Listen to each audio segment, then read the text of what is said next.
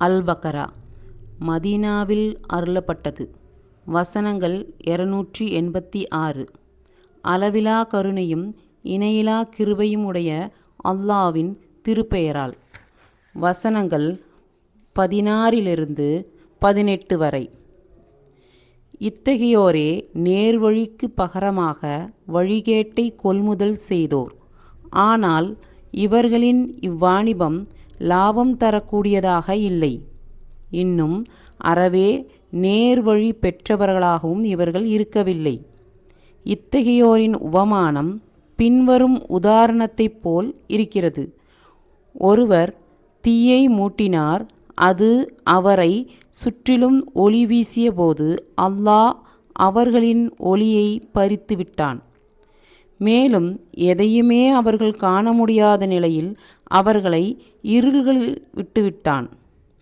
அவர்கள் செவிடர்களாய், ஊமையர்களாய், குருடர்களாய் இருக்கின்றனர். எனவே இப்பொழுது அவர்கள் மீளமாட்டார்கள்.